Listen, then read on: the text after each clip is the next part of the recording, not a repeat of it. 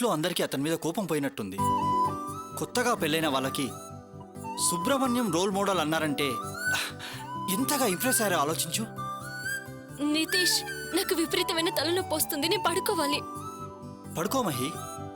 నాన్న ఓకే అంటే రేపు వెళ్ళి సుబ్రహ్మణ్యాన్ని పలకరించి రావాలి. నువ్వు వస్తావా? శ్రావణి అదృష్టవంతురాలు. శ్రావణిని పెళ్లి చేసుకున్న Subrahmanyam lucky fellow. They are made for each other. Nitish, సుత్త ఆపుతావా? నాకు తలనొప్పిగా ఉందంటే వినిపించుకోకుండా అలా వాగుతావే. ఏమైంది మహి? ఎందుకంత కోపంగా మాట్లాడుతున్నావు? నిద్ర వస్తుంది అన్నా కూడా నువ్వు అలా మాట్లాడుతుంటే కోపం రాదా? ముందిక్కడి నుంచి వెళ్ళిపో. సారీ మహి, నువ్వు పడుకో, నేను వెళ్తాను. నితీష్, ఏంటి మహి? నేను కాస్త డిస్టర్బ్డ్గా ఉన్నాను. ఆ టెన్షన్లో అలా మాట్లాడాను. Sorry. It's okay Mahi. Good night.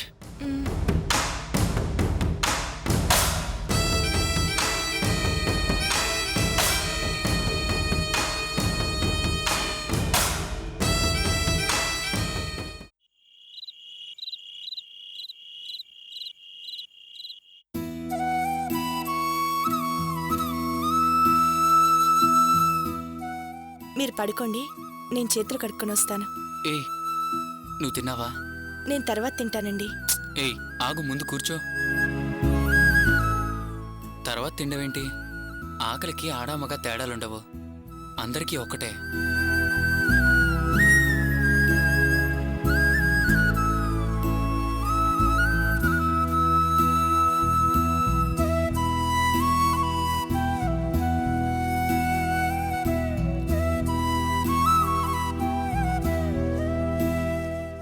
ఆకలిగానే తినాలి.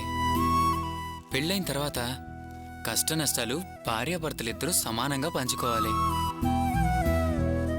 నువ్వు నన్ను బాధ్యతగా చూసుకుంటున్నప్పుడు నేను కూడా నిన్ను భద్రంగా చూసుకోవాలి కదా. మీకు నా చేత్తో తినిపించిన ఆనందమే నా కడుపు నింపేసింది. ఏయ్, ఈ పాత చింతకే మాటలు మాట్లాడకు. నేను తింటే నీ ఆకలి తీరిపోతుందా? నీ ఆకలి తీరాలంటే నువ్వే తినాలి. శ్రావణి, నా మూలంగా నువ్వు చాలా కష్టాలు అనుభవించాల్సి వచ్చింది.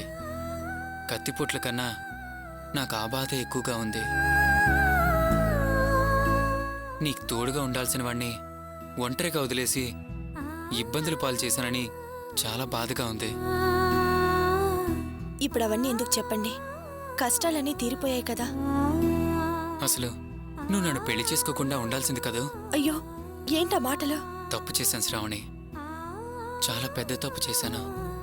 అసలు నేను పెళ్లి చేసుకోకుండా ఉండకపోతే చక్కగా నీ చదువును చదువుకునేదానివే.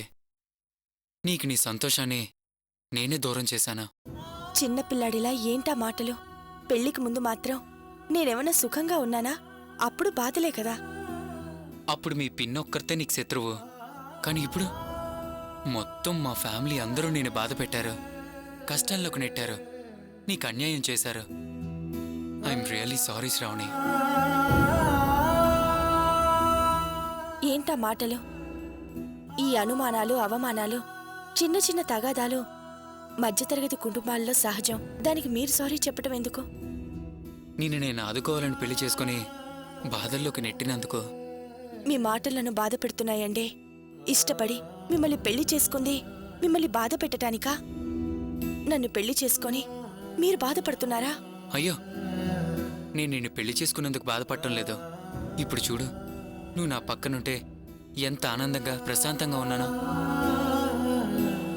కానీ నిన్ను పెళ్లి చేసుకుని నీ గౌరవ మర్యాదలు సుఖ సంతోషాలు ఇవ్వలేదు కదా. నన్ను నిందల నుంచి కాపాడి జీవితకాలం గర్వంగా తలెత్తుకు తిరిగేలా అందరి ముందు మాట్లాడి ఎంతో గౌరవం ఇచ్చారు. గుళ్ళో నా మెళ్ళో తాళి కట్టినప్పటికన్నా కోర్టులో నా గురించి మీరు మాట్లాడిన మాటలే నాకు చాలా సంతోషం కలిగించిందండి. భార్య గురించి ఎవరైనా తప్పుగా మాట్లాడితే ఏ భర్త అయినా అలాగే మాట్లాడతాడు. అందరూ అలా మాట్లాడరు. నన్ను అనుమానించే సందర్భాలొచ్చాయి. ఆధారాలు చూపించి అందరూ తప్పుగా మాట్లాడారు, కానీ మీరు నమ్మలేదు. ఎవరేం చెప్పినా నా భార్యను అనుమానించరని కుండ బద్దలు కొట్టినట్టు ధైర్యంగా చెప్పారు. ఇంతకన్నా గౌరవం ఏ ఆడపిల్ల కోరుకుంటుంది చెప్పండి? నేనంటే నీకు ఎంత ఇష్టమో నాకు తెలుసు శ్రావణి. అలాంటి నేను అనుమానించటంలో అర్థం లేదు. మీ పిన్ని, ఆ రంగనాథం, అమ్మ, అన్నయ్య, వదిన, చెల్లెలు, దేవుడు, దెయ్యం ఎవ్వరు చెప్పినా నమ్మను. మన కాపురాన్ని విడదీయలేరు. నీ మీద నాకు ఆ నమ్మకం ఉంది శ్రావణి.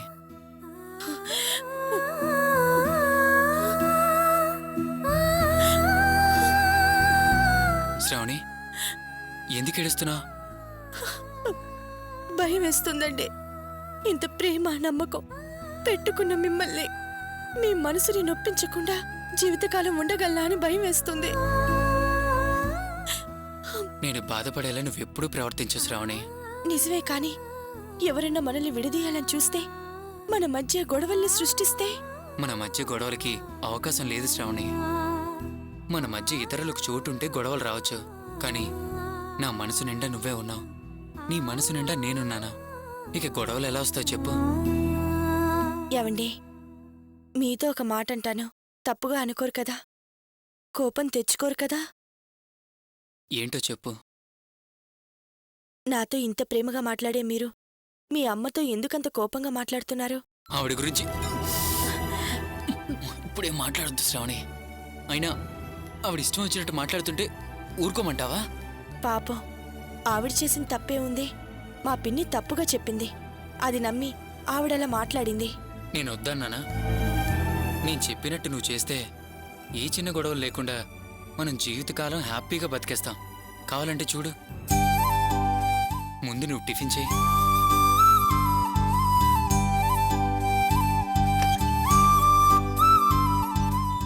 మేడం, మీకు ఫోన్ వచ్చింది. వస్తున్నాను. ఎవరై ఉంటారు? వెళ్ళి మాట్లాడితే తెలుస్తుంది. సరే, నేను ఇప్పుడే వస్తాను.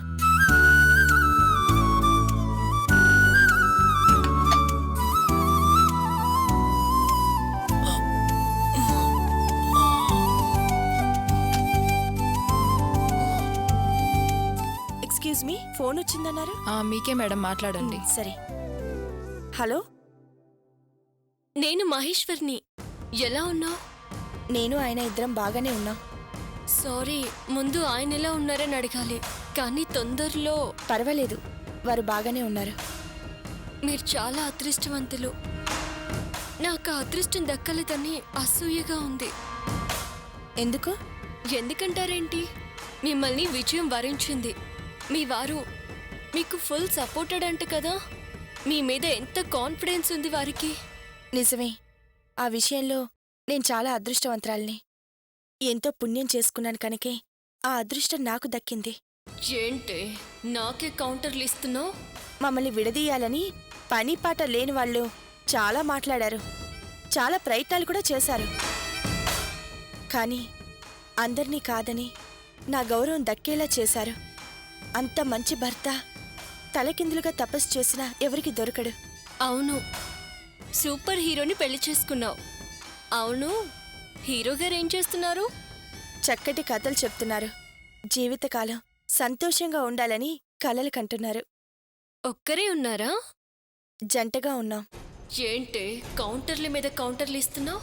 నీ పొగరు ఎలా దించాలో నాకు బాగా తెలుసు. చెప్తూ ఉండు నీ సంగతి. హలో, వినిపిస్తుందా? ఆ, వినిపిస్తుంది. నేను ఒక విషయం చెప్పాలనుకుంటున్నాను.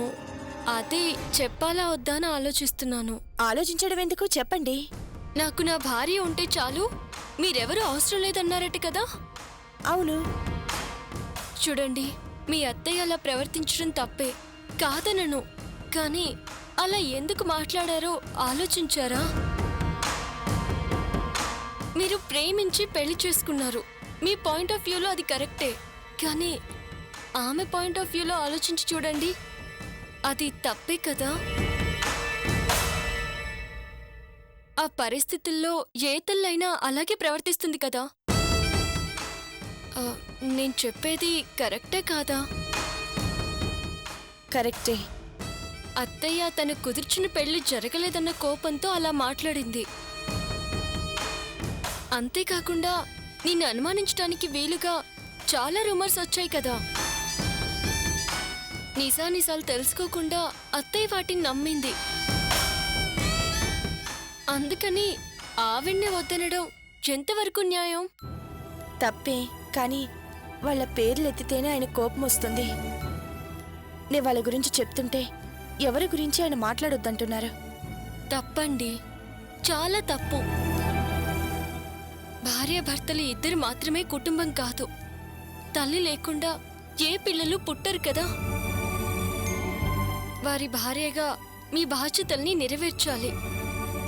వారన్నారని అత్తయ్యని లావణ్యని చూసుకునే బాధ్యత వదిలేస్తే ఎలా? నాకే బాధగా ఉంది. వారు చాలా కోపంగా ఉన్నారు. ఏం చేయను? చూడండి, మీకు పుట్టింటి వాళ్ళ సపోర్ట్ లేదు, మెట్టినింటి సపోర్ట్ కూడా లేకపోతే ఎలా? మీకంటూ ఇంకెవరున్నారు? ఎవరితోనూ కష్ట సుఖాలు పంచుకోకుండా మీరిద్దరే ఒంటరిగా ఉండగలరా? ఎవరు వద్దనుకోవడం కొంతకాలమే బావుంటుంది, కానీ ఎప్పటికైనా మూడో వాళ్ళ అవసరం ఏర్పడుతుంది. మంచి చెడు ఎవరితో పంచుకుంటారు? ప్రపంచంతో సంబంధం లేకుండా బ్రతికేస్తారా? సాధ్యమవుతుందా? కష్టమే. రేపు మీకు పిల్లలు పుడితే బామ్మ అని ఎవరిని పిలుస్తారు? అత్త అమ్మమ్మ లేకుండా ఎలా ఉంటారు? ఒక్కసారి ఆలోచించు. మీ గొడవలకి వాళ్ళని ఎవరూ లేని అనాథలు చేస్తారా? నేనేం అలా అనుకోవడం లేదు, అందరూ కావాలని అనుకుంటున్నాను. అయితే ఆయనతో మాట్లాడి అత్తయ్య వాళ్ళతో కలిసుండేలాగా నచ్చ చెప్పు. అవసరం అనుకుంటే గొడవ పడినా తప్పులేదు. అతని మనసు మార్చు. వేరు చేయడానికి గొడవ పడకూడదు, కానీ కలపడానికి గొడవ పడినా తప్పులేదు. మేం గొడవ పడాల్సిన అవసరం ఏమీ లేదు. భార్య కోసం ఆయన ఏవైనా చేస్తాడు. నేను అంటున్నానని తప్పుగా అనుకోకు. అత్తయ్యకి నీ మీద పోను పోను ద్వేషం పెరుగుతుంది.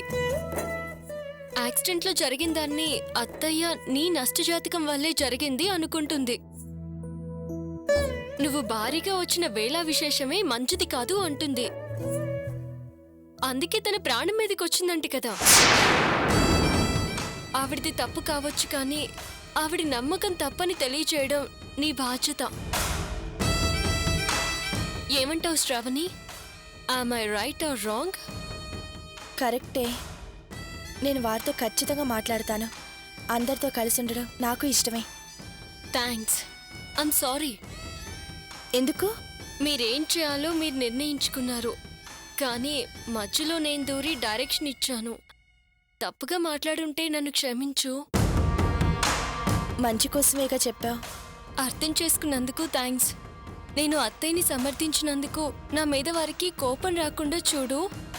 వారికి నేను నీలాంటి దాన్నే. వాళ్ళ ఫ్యామిలీ బాగుండాలని ఆశించే బెస్ట్ ఫ్రెండ్ని. కోపం తెచ్చుకోవద్దని నచ్చ చెప్పండి. చెప్తాను. చాలా థ్యాంక్స్. ఉంటాను. Good night.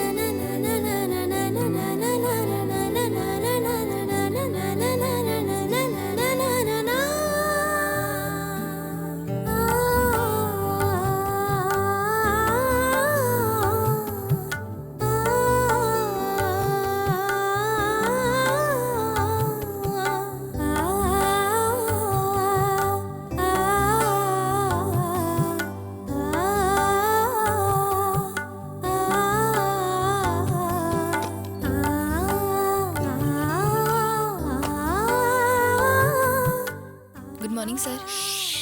ఏమైంది సార్? పేషెంట్ మీరా ఆవిడ? పేషెంట్ నేనే కావచ్చు, కానీ నాకన్నా ఎక్కువ బాధ అనుభవించింది తను. నాకు రెండు గాయాలు, కానీ తనకి గుండె నిండా గాయాలే. చాలా రోజుల తర్వాత తను ప్రశాంతంగా నిద్రపోగలుగుతుంది. పాపం, ఆమెను తలుచుకుంటేనే జాలేస్తోంది. జీవితాంతం ఇలానే తోడుగా ఉండండి సార్.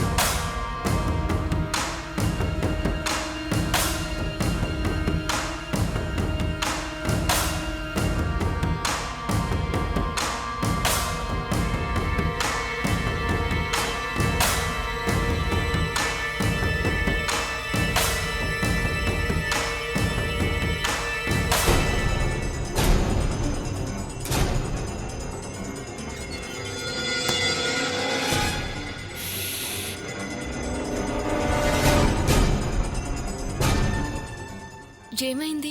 ఇంకా నిద్రపోతుంది? ఒంట్లో బాలేదా? భయంతో ఇన్నాళ్ళు నిద్రపోలేదు. ఇప్పుడు నేనున్నానన్న ధైర్యంతో హాయిగా నిద్రపోతుంది. కూర్చో మహేశ్వరి. కంటికి కునుకు లేకుండా నేను తప్పించిపోతుంటే నువ్వు ప్రశాంతంగా నిద్రపోతున్నావా?